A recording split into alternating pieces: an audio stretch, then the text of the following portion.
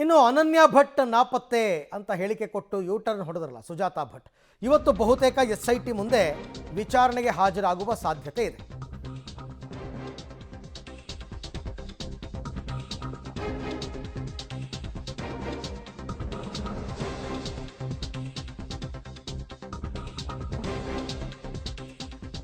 ಇವತ್ತು SIT ವಿಚಾರಣೆಗೆ ಬರಬಹುದು ಸುಜಾತಾ ಭಟ್ ಅಂತ. ಬೆಳಗ್ಗೆ ಮನೆಯಿಂದ ಹೊರಗೆ ಹೋಗಿದ್ದಾರಂತೆ ಸುಜಾತಾ ಭಟ್. ಆಪ್ತರ ಬಳಿ ಸೋಮವಾರ ಹೋಗ್ತೀನಿ ಅಂತ ಹೇಳ್ಕೊಂಡಿದ್ರಂತೆ. ಈಗಾಗಲೇ ಸುಜಾತಾ ಭಟ್ ಅವರ ಮನೆಗೆ 2 ಪೊಲೀಸರ ನಿಯೋಜನೆ ಕೂಡ ಆಗಿದೆ. ಕಳೆದ 3 ದಿನಗಳಿಂದ ಮನೆಯಲ್ಲೇ ಇದ್ದರು ಸುಜಾತಾ ಭಟ್. ಅವರಿಗೇನೋ ಆರೋಗ್ಯ ಸರಿಯಿಲ್ಲ ಹಾಗೆ ಹೀಗೆ ಅಂತೆಲ್ಲ ಹೇಳಿ ಪೊಲೀಸರ ಭದ್ರತೆಯನ್ನು ಪಡ್ಕೊಂಡಿದ್ದರು. ಮನೆಯಲ್ಲೇ ಇದ್ದರು, ಎಲ್ಲೂ ಹೊರಗಡೆ ಹೋಗಿರಲಿಲ್ಲ. ಈಗ SIT ಅವರ ಮುಂದೆ ವಿಚಾರಣೆಗೆ ಹಾಜರಾಗಲೇಬೇಕು. ಯಾಕೆಂದರೆ ದೂರು ಕೊಟ್ಟಿದ್ದಾರೆ, ಅವರು ವಿಚಾರಣೆಗೆ ಬನ್ನಿ ಅಂತ ನೋಟಿಸ್ ಕೂಡ ಕೊಟ್ಟಿದ್ದಾರೆ.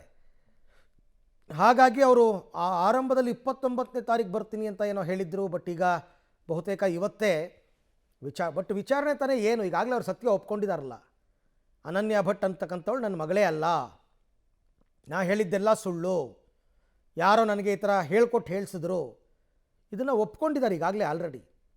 ಆ ಫೋಟೋನೂ ಫೇಕ್, ಇವೆಲ್ಲ ಪಿತೂರಿ, ಯಾವುದೋ ಆಸ್ತಿ ವಿಚಾರಕ್ಕೆ ನಾ ಹೀಗೆ ಮಾಡಿದೆ ಎಲ್ಲ ಹೇಳ್ಕೊಂಡಿದ್ದಾರೆ.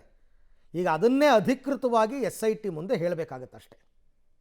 ಆಮೇಲೆ SIT ಅವರು ಏನು ಕ್ರಮ ತಗೋತಾರೆ ಈಕೆಯ ವಿಚಾರದಲ್ಲಿ.